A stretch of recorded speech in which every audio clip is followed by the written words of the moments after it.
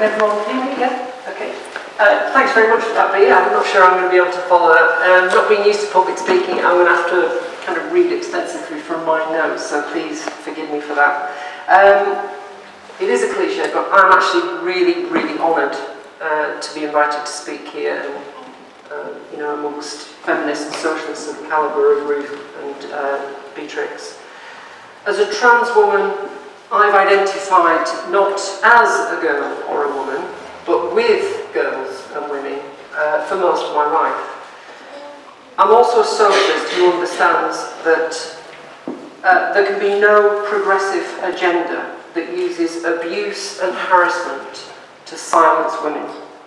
And there can be no socialism of any kind that tells women, we're redefining you, be quiet and submit. There can absolutely be no human liberation without women's liberation. So for those reasons, I value women's rights as highly as I value my own trans rights. And that's why, you know, I've marched through the streets of this city against, not only against Section 28, and stood as a proud and unapologetic trans woman, demanding rights, but I've also demonstrated and picketed in support of women's abortion rights and their right to control their bodies. And it's also why I'm here today, implacably opposed to the proposals for self-identity of gender identity. And I'm sad to say that, you know, the majority of transgender activists are in support of that ideology. There's too much to cover, I think, in terms of the problematic aspects of both the proposals to reform the GRA and also the trans ideology in itself in this speech. But hopefully, in the discussion, more of those aspects can come out.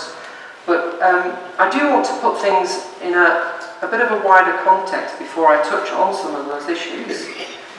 Because I think, you know, gender is an extremely complex subject even for someone for whom it's been a central part of my life for years, someone who's done a psychology degree, someone who's been a political activist for 30 years. I'm always learning things.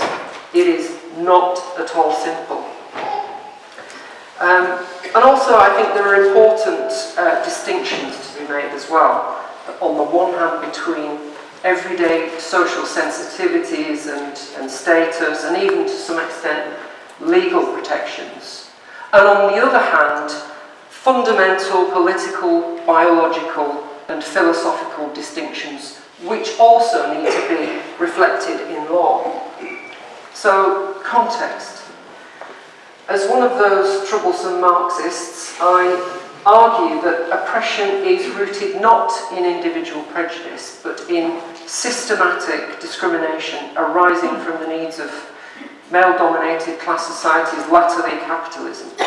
And one of the systematic aspects of discrimination is gender roles, their deliberate propagation and policing across the generations.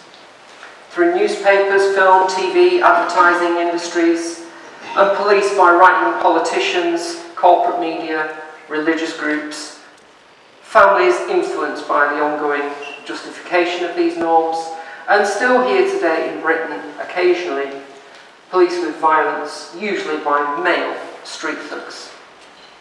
The idea that the extraordinary richness and diversity of human personality and interest can be adequately accommodated by two roles based on a child's genitals is frankly absurd.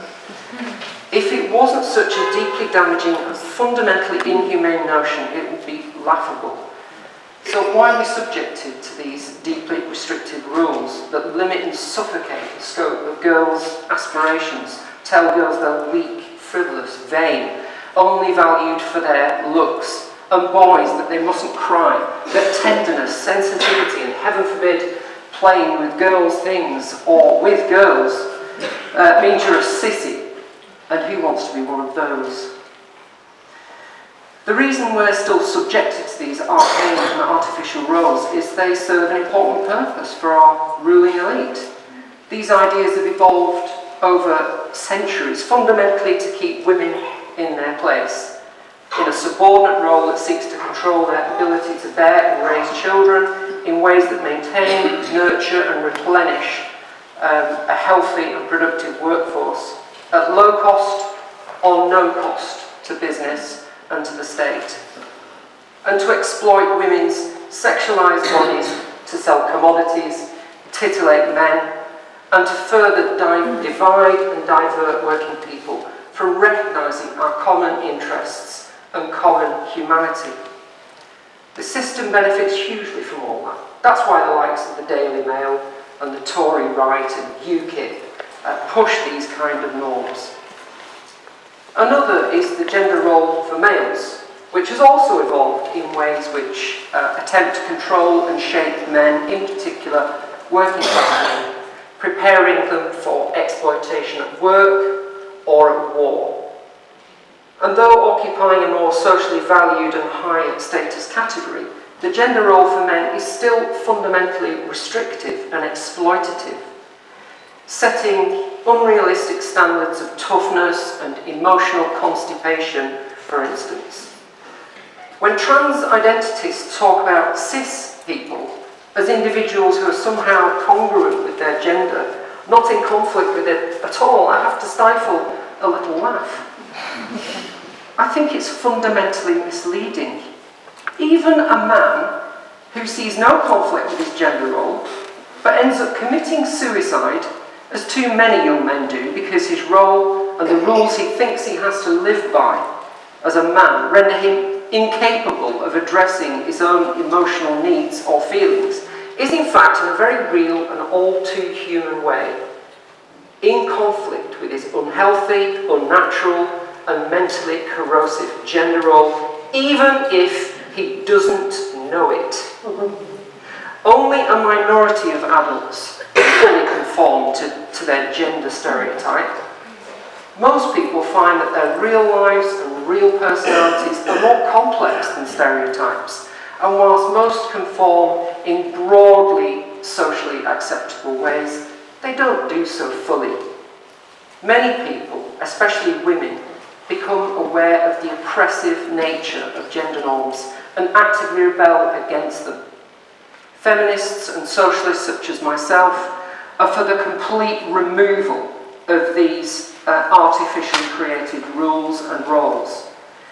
However, whilst women in particular are oppressed by them, as well as in many other ways, some children discover that major or central aspects of our natural personalities and childhood interests are so completely incompatible with the gender role and norms inflicted on us at birth that, we find our core sense of self completely negated and delegitimized as children.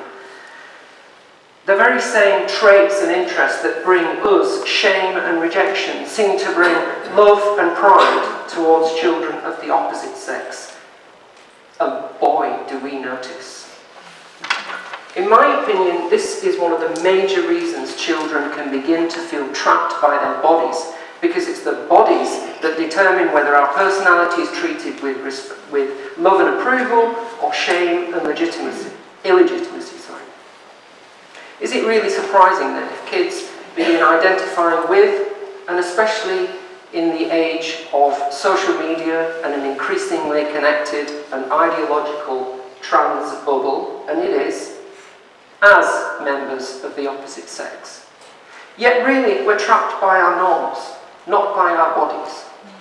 On reaching puberty, there's also evidence that children can be further driven or even begin to be driven towards trans identities, in some case by sudden homophobic rejection of emerging gay or lesbian sexualities, and also by revulsion towards and or attraction towards sexualized imagery and associations, bodily changes.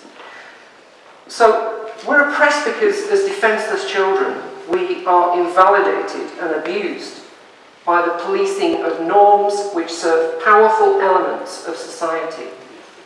and often by our own families and immediate social circle.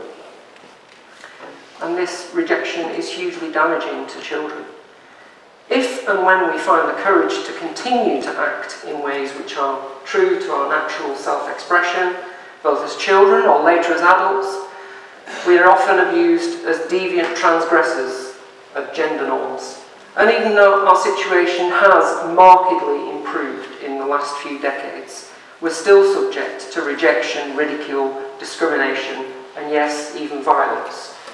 It shouldn't be a surprise then that many gender-rejected children can form entrenched opposite-sex identification and see their only chance of freely expressing their natural personalities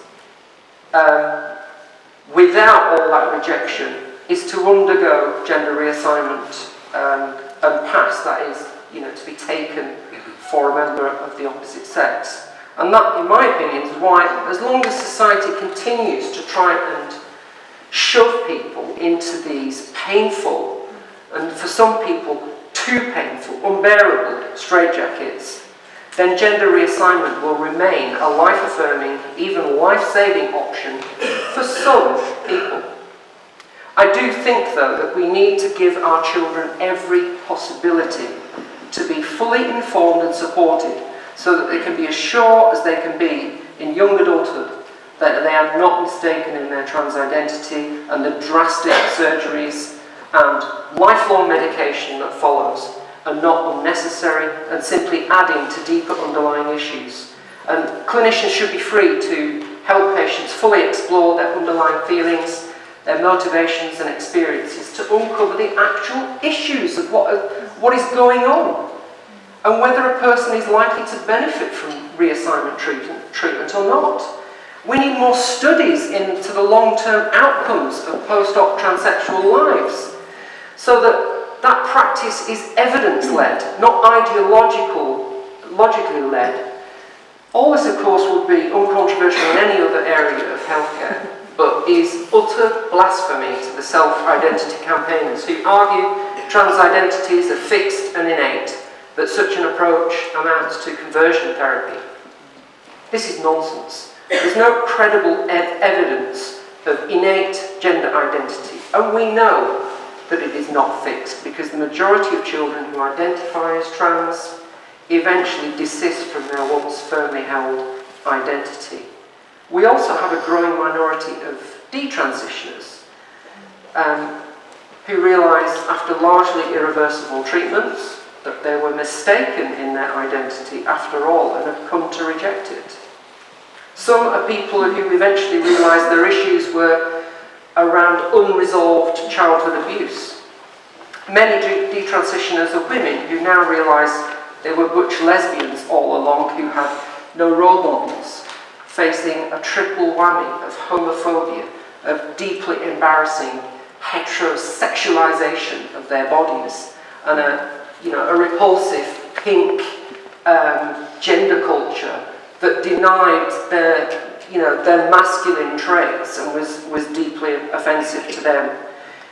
Yet such is the extent of what I can only describe as a liberal collapse before this trans ideology that, according to Times journalist Janice Turner in a recently approved NHS Memorandum of Understanding, states that questioning a patient's declared gender or examining other underlying mental issues is equivalent to gay conversion therapy. So, are young lesbians presenting as trans to be regarded as acceptable collateral damage then? Because that's what it seems to be to me. Gender identity specialists themselves, we're told, are afraid to speak out. Big warning sign for him. And afraid to do their job of actually exploring the patient's underlying problems. In effect, they now seem to be little more than a rubber stamp for what may be a clear and good decision by one patient or a confused misreading of their thoughts and feelings by another. And self-identity will just make it worse because it will take any chance whatsoever of discovering any real underlying issues out of the equation. trying to deconstruct sex, gender and sexuality along with a host of often other issues, including mental health problems and so on, is hugely complex. If understanding your own feelings, and I say this as someone who did a degree in psychology, if understanding your own feelings and behaviour were so easy and obvious, the entire fields of psychology and psychiatry would be utterly redundant and pointless.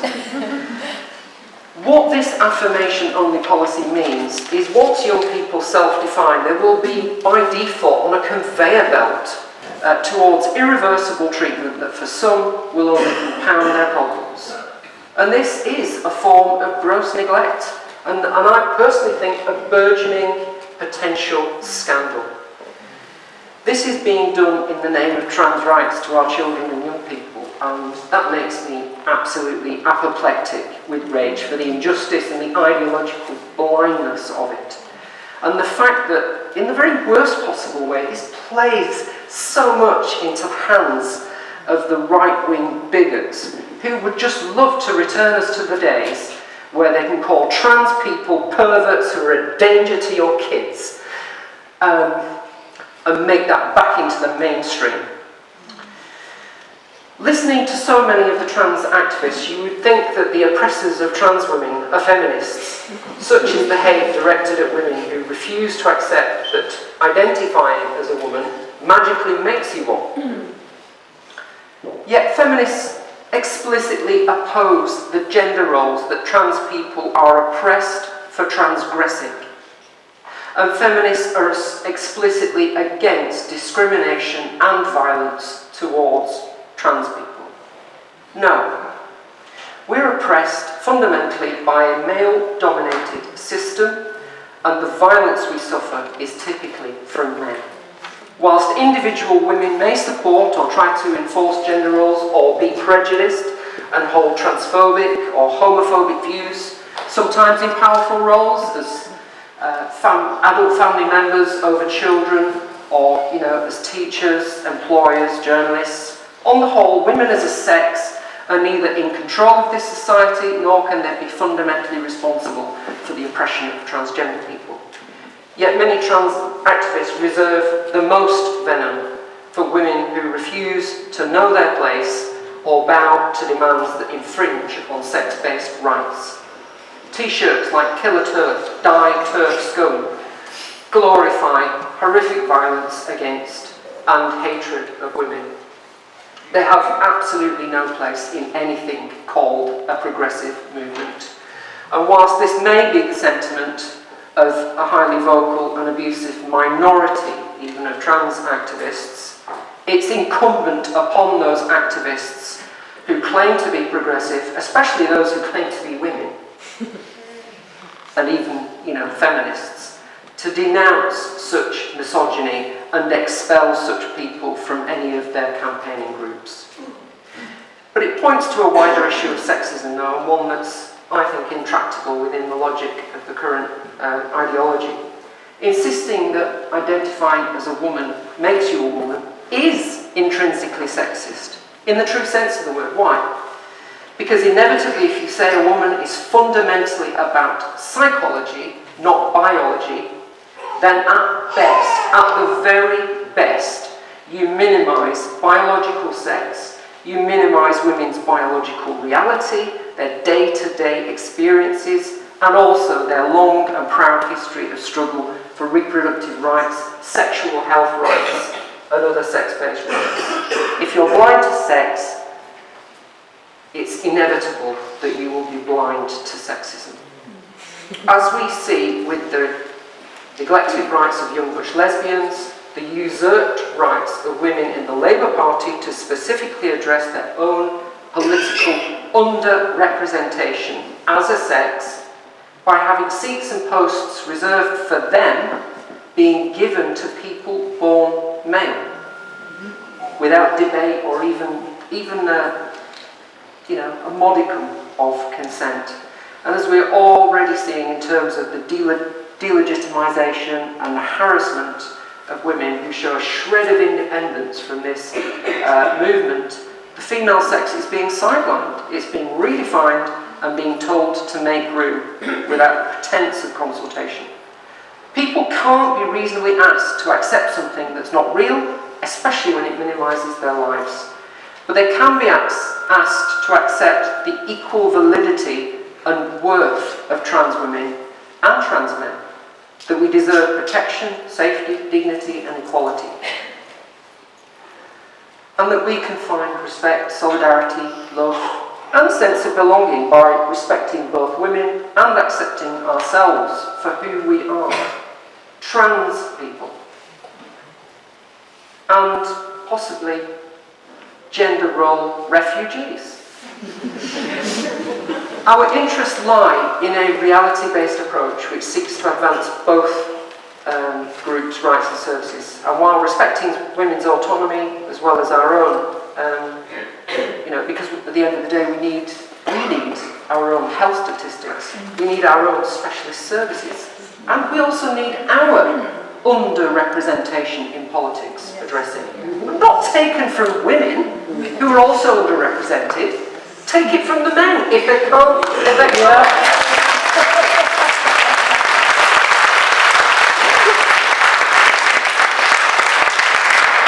They can't create extra spaces. Whilst the current law is not without its flaws, and I think it enjoys a fairly wide degree of credibility, including, I'd argue, from women, and it gives transsexuals who undergo gender reassignment protection in a legal category akin to a kind of legal manhood for a trans man, a legal womanhood for a trans woman. But crucially, it maintains a distinction in law with biological sex, and in theory at least allows for sex-based protections. Now I think there are problems with that, and I think it needs revisiting because it's not being used, and it needs to be used. Women do need sex-based protections. But I think the basis for the law is already there, and whilst I think that the final decision on access to women's spaces should lie with women, I am for arguing for the defence of the current laws which enable us to live broadly in the way that we want, with an everyday dignity previously denied to us. But I'm not for the status quo. I'm for drastically improving and fully resourcing the system of assessment and treatment, which should be far quicker and more supportive than the current one. It takes up to 5 years from referral to diagnosis, treatment and legal recognition. 5 years is cruelly and unacceptably long. We also need prompt treatment, fully funded services, a range of, above all, safe, unisex and single-sex toilets and changing room provision, and legal protection, I think, for everyone's right, every single person in the country, to free gender expression, whether they're at work, at home or anywhere. And above all, we need to fight gender norms and the actual forces that sustain them and propagate them. But as a tiny minority, we cannot win that battle without allying with the women's movement. And that will only happen through mutual respect. One way of destroying that is to ignore biology and demand that subjective gender identity should trump objective biological reality. No. We will never tolerate that sexism, but we will continue to work for the voluntary unity of all oppressed people against our common oppressors. And I urge transgender people to join us in that fight and to speak out against the sexism and misogyny of the self-identity movement.